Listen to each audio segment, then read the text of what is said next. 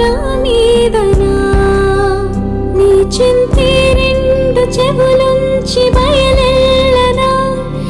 ఏ మాట నీ నోట మోగించిన విను వింటే వింటానే రానా నిమిషంలోనా నీ నన్నే వదిలి